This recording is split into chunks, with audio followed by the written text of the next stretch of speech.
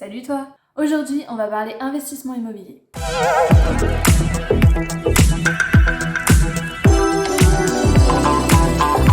Je vous rappelle que je n'ai aucune formation particulière, que ce soit en immobilier ou dans l'investissement. Je vous parle simplement de mon expérience personnelle et pour avoir investi en immobilier et plus particulièrement en nom propre et en SCI, voici ce que j'ai appris.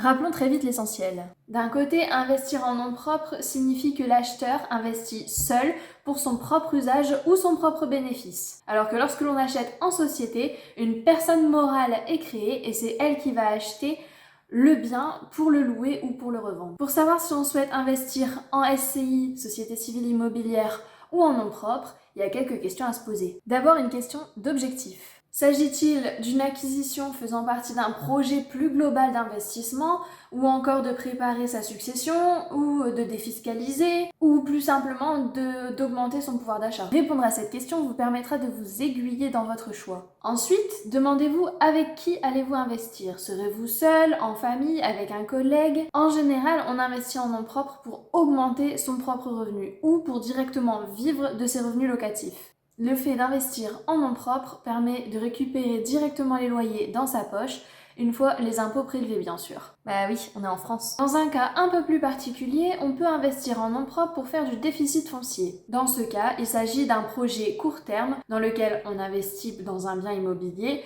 avec beaucoup de travaux à faire et on le revendra quelques années plus tard. Ça permet, lorsqu'on a un beau salaire, de réduire un peu ses impôts sur le revenu pendant quelques années. Mais alors, dans quel cas crée-t-on une société civile immobilière? En général, c'est plutôt dans le cadre d'un plus gros projet immobilier, c'est-à-dire lorsque l'on souhaite investir dans d'autres projets immobiliers par exemple. Ça permet de grossir plus vite et surtout de continuer d'emprunter auprès des banques sans diminuer sa capacité d'emprunt. Bah oui, quand on emprunte en nom propre, on augmente ses revenus, mais on reste limité à la capacité d'emprunt que les banques nous accordent. Elle est en général de 33% de nos revenus. Évidemment, si vos revenus augmentent grâce aux locations ou aux reventes que vous réalisez en nom propre, vous augmentez vos revenus et donc quelque part votre capacité d'emprunt. Mais pour calculer ça en amont, ça devient vraiment compliqué et j'avoue que j'ai pas de formule toute prête pour savoir si après un achat et sa revente, vous aurez encore suffisamment de capacité d'emprunt pour réemprunter.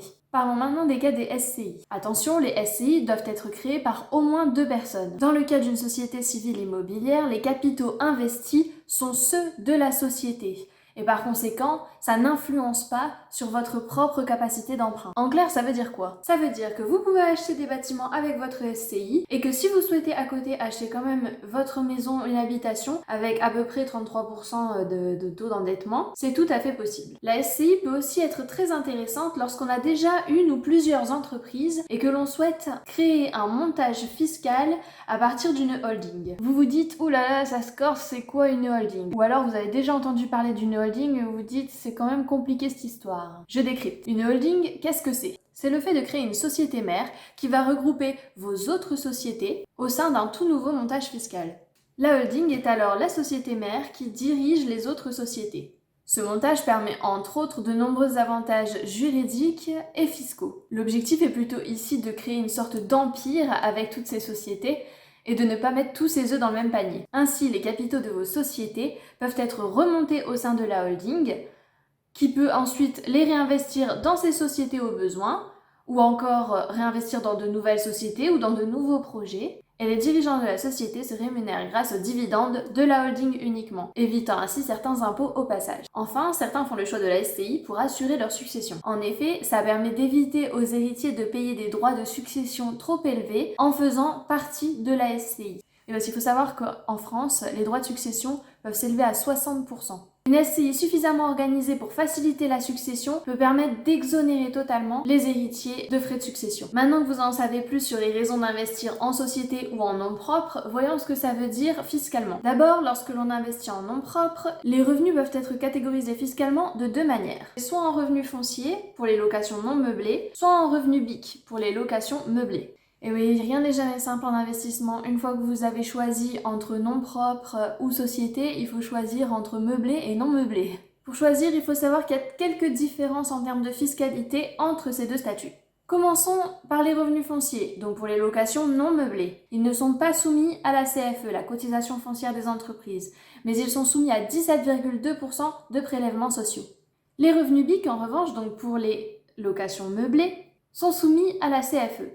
Et pour les autres impôts des locations meublées, ça se complique un peu. Dès lors que les loyers, charges comprises, sont supérieurs à 23 000 € et qu'ils sont supérieurs aux autres revenus nets imposables d'activité, vous passez en statut de location meublée professionnelle, soit LMP. Tant que les activités de location restent non professionnelles, même meublées, les résultats sont, comme pour les revenus des locations non meublées, soumis à 17,2% de prélèvements sociaux. En revanche, si vos activités de location passent le statut LMP, location meublée professionnelle, les résultats seront alors imposés à 35% de cotisations sociales. Dans les 3 cas, les revenus sont soumis au taux marginal d'imposition en plus des autres charges. Toujours pour les achats en nom propre, passons maintenant à la revente de biens immobiliers. Dans le cas d'un bien non meublé ou d'un bien meublé mais en non professionnel, la plus-value est soumise aux impôts, comme pour les particuliers, soit à 19% pour une plus-value de moins de 50 000 €. Au-delà de cette somme, une taxe supplémentaire s'applique. En revanche, dans le cas d'un bien meublé professionnel, la plus-value est soumise à l'impôt comme pour les sociétés. Ça, c'était pour les investissements en nom propre. Mais parlons maintenant des SCI. D'abord, il faut savoir qu'un peu comme pour les investissements en nom propre, il y a 2 types d'imposition pour les SCI. On a la SCI à l'impôt sur le revenu et la SCI à l'impôt sur les sociétés. Une SCI à l'impôt sur le revenu ne paye aucun impôt directement. Et au passage, ça clarifie carrément les déclarations d'impôts. Par contre, les associés sont personnellement imposés sur les revenus qu'ils ont générés grâce à la SCI. Attention cependant, car les revenus générés par la SCI pourraient vous faire passer une tranche d'imposition. Et enfin, il y a la SCI à l'impôt sur les sociétés. Celle-ci est imposée au niveau des sociétés à 33,33%, sauf pour les premiers 38 120 € de chiffre d'affaires qui ne sont imposés qu'à 15%. Ils sont donc imposés au niveau de la société, mais aussi imposés au niveau des revenus, lorsque les associés récupèrent des dividendes. Attention toutefois, si votre objectif est par la suite de créer une holding, vous ne pourrez pas rattacher une SCI imposée sur le revenu à votre holding. Il faudra donc changer de statut fiscal. J'espère que cette vidéo vous aura aidé un petit peu à prendre votre décision ou au moins à clarifier un petit peu ce que vous pouviez penser au départ de l'investissement dans l'immobilier. Et dans ma prochaine vidéo, je vous dirai comment trouver un bien immobilier rentable. Alors je vous dis à la prochaine!